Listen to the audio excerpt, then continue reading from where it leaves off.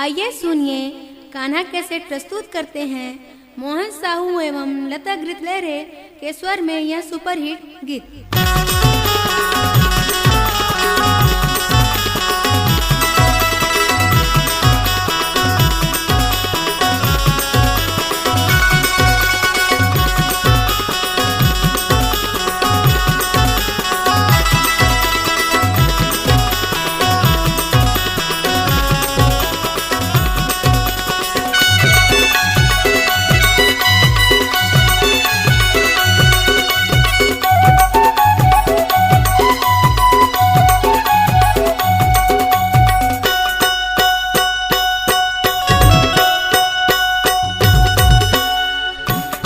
लड़के रे मायारू माया के मिठ मिठ बोली देना। नैना लड़के रे मायारू माया के मिठ मिठ बोली देना।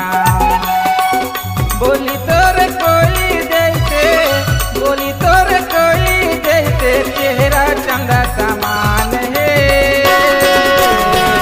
निदिया ले गिरी दीवाना माया के मिठ मिठ बोली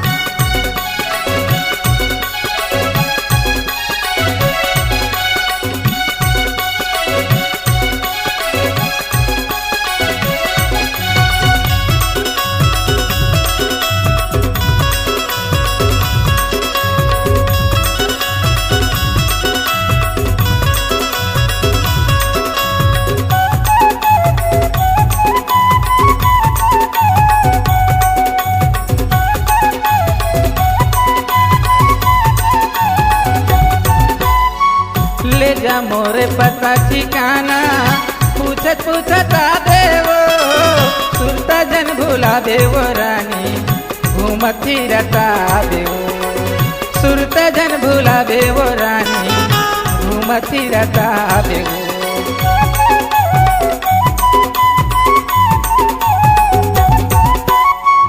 ले जा मोरे पता ठिकाना पूछत पूछता देवो सुरता जन भुला देवो रानी घूमत फिरता देवो सुरता जन भुला देवो रानी घूमत फिरता देवो। आखी आखी झुलता हवे आखी आखी झुलता हवे मारे नैना के बान वो।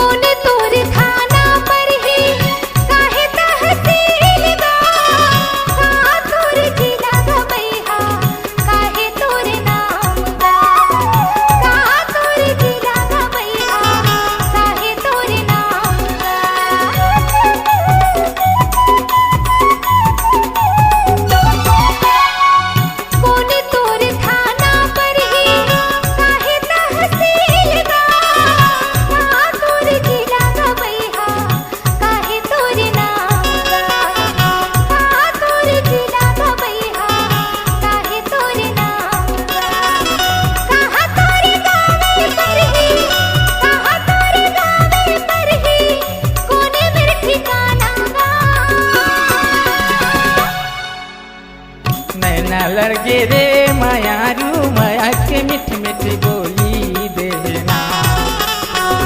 नैना लड़के रे मायारू माया के मिठ मिठ बोली देना।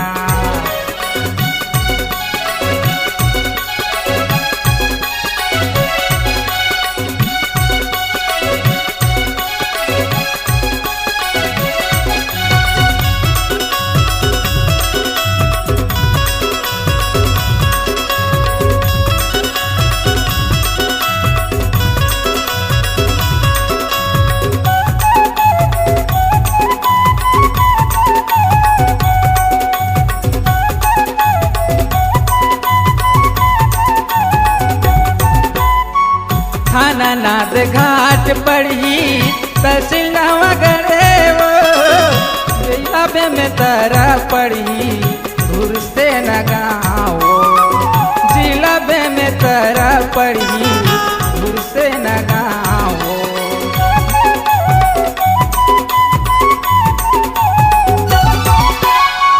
थाना नाथ घाट पड़ी तहसील नवागढ़ वो जिलाबे में तारा पड़ी घूर से न गाँव जिलाबे में तारा पड़ी घूर से न गाँव मोहन साहू नाम हावे मोहन साहू नाम हावे बर के हावे छावो निंदिया ले गिरी दीवाना माया की मीठी मीठी बोली देखे ना निंदिया ले गिरी दीवाना माया की मीठी मीठी बोली देखे ना बोली तोरे कोयली जैसे बोली तोरे कोयली जैसे चेहरा चंदा समान है निंदिया ले गिरी दीवाना माया की मीठी मीठी बोली देखे ना नैना लड़के रे मायारू माया के मीठी मीठी बोली देना निंदिया ले गिरी दीवाना माया की मीठी मीठी बोली देखे ना नैना लड़के रे मायारू माया के मीठी मीठी बोली देना